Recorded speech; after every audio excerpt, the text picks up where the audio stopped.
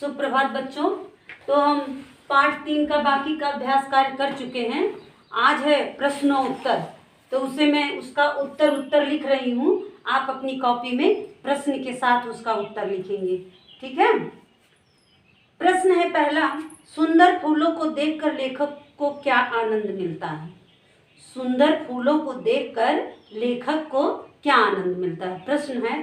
तो उसका उत्तर है बच्चों, सुंदर फूलों को देखकर लेखक को लगता है जैसे वह देवताओं की हंसी का अंबार हो। यह सोचकर वह आनंदित हो उठता है। सुंदर फूलों को देखकर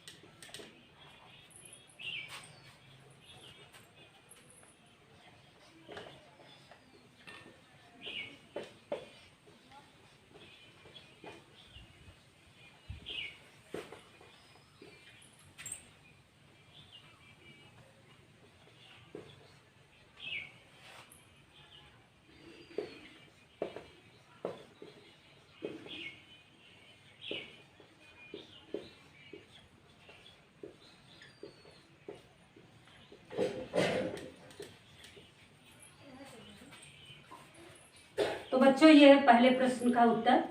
सुंदर फूलों को देखकर लेखक को लगता है जैसे वह देवताओं की हंसी का अंबार हो।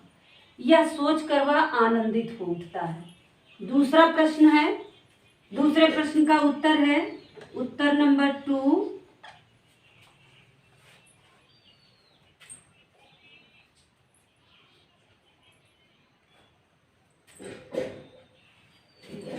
पेड़ की जीवन शक्ति का अनुभव लेखक को कब हुआ।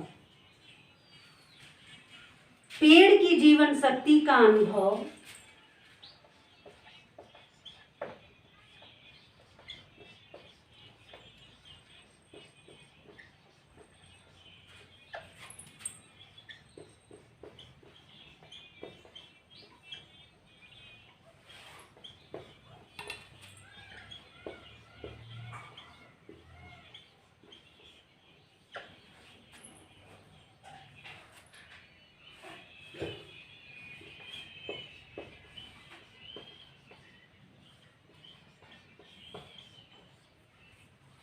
पेड़ की जीवन शक्ति का अनुभव लेखक को तब हुआ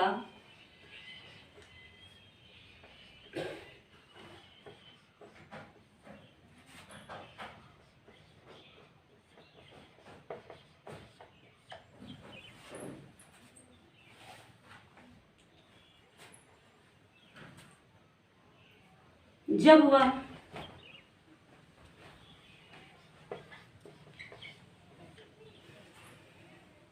जेल के डाकू वार्ड में थे।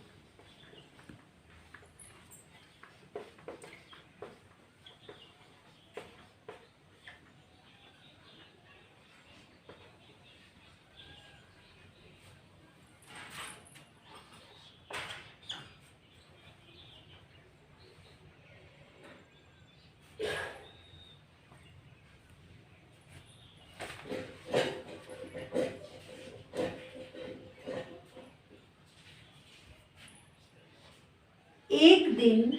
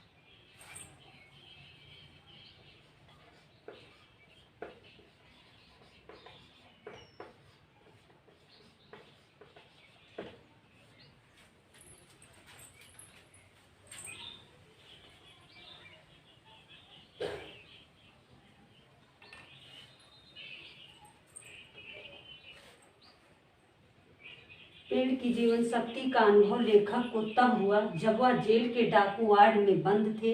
एक दिन चांदनी रात में चौक में खड़े पेड़ को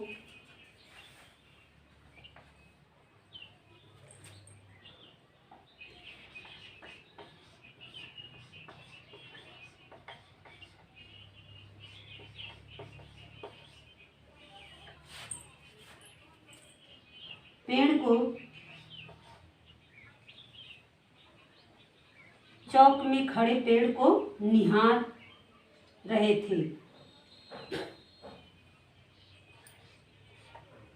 पेड़ की जीवन शक्ति का अनुभव लेखक को तब हुआ जब वह जेल के डाकू वार्ड में बंद थे।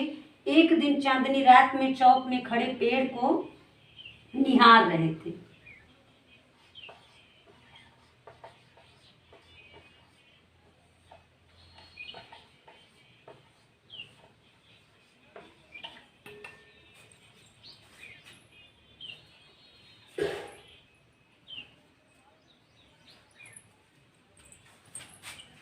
तो बच्चों दूसरे प्रश्न का उत्तर है, पेड़ की जीवन शक्ति का अनुभव लेखक को तब हुआ जब वह जेल के डाकू वार्ड में बंद थे। एक दिन चांदनी रात में चौक में खड़े पेड़ को निहार रहे थे। दो प्रश्नों का उत्तर हो गया बच्चों।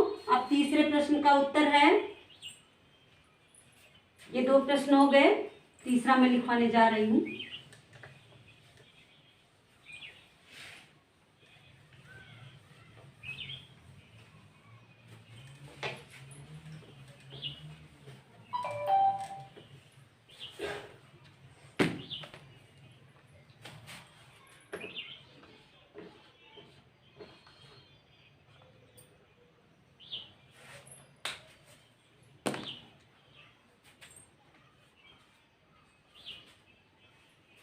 लेखक को किन सूत्रों का पता चला। तीसरा प्रश्न है, लेखक को किन सूत्रों का पता चला। तो बच्चों लेखक को निम्नलिखित 3 सूत्रों का पता चला, जो मैं यहाँ लिख रही हूँ, आपके बुक में भी है।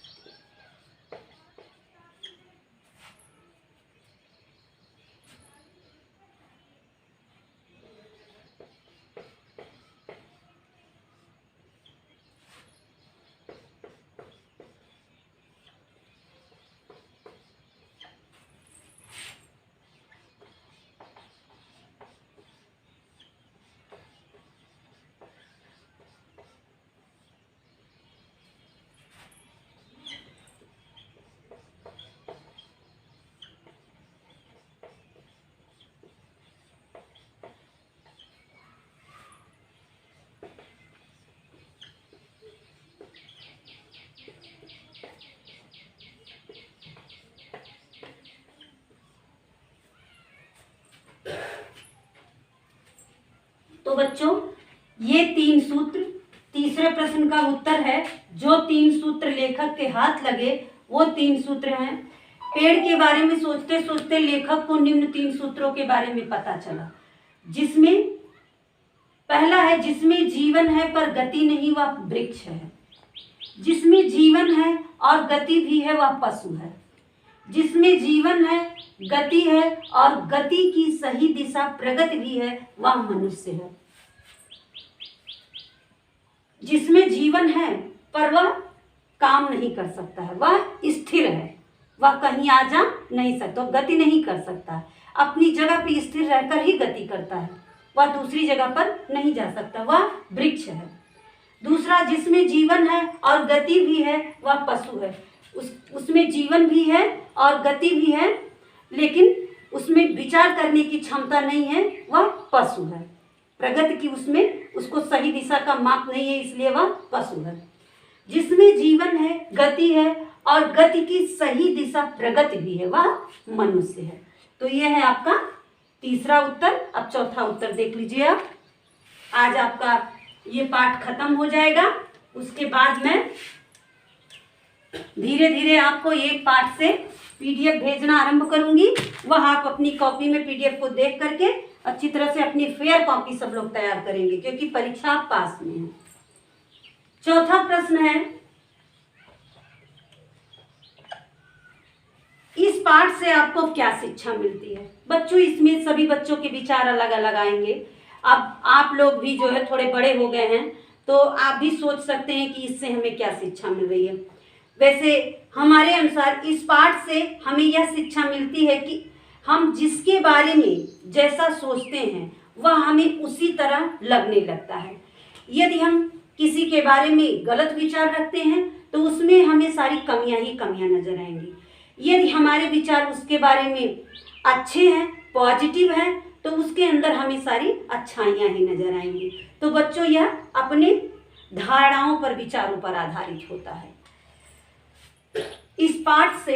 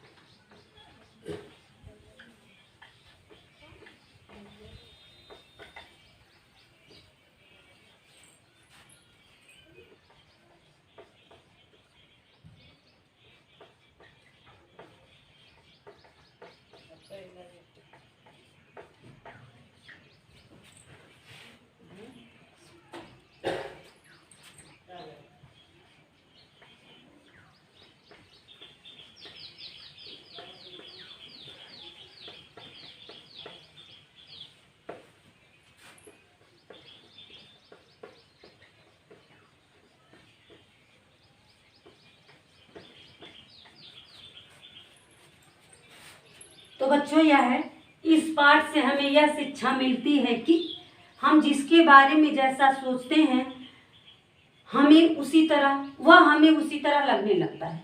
यदि हम किसी के बारे में गलत विचार रखते हैं तो उसमें हमें कमियां ही दिखती हैं। यदि हम किसी के बारे में अच्छा सोचते हैं तो उसमें अच्छाई ही दिखती है। यह सब विचारों पर निर्भर है। तो यह आज का आपका पाठ समाप्त हुआ बच्चों। अब हम अगले पाठ में बढ़ेंगे और धीरे धीरे पाठ 1 से आपको PDF भेजते रहेंगे। जिन बच्चों ने नहीं किया है, जिनके समझ में नहीं आया, जिनको बोर्ड अच्छे से नहीं दिखा है या नहीं जान पाए, जिनका बीच में छूट गया है, वो अपना आरंभ से ही जो है शुरू से ही लिखते रहेंगे। धन्यवाद।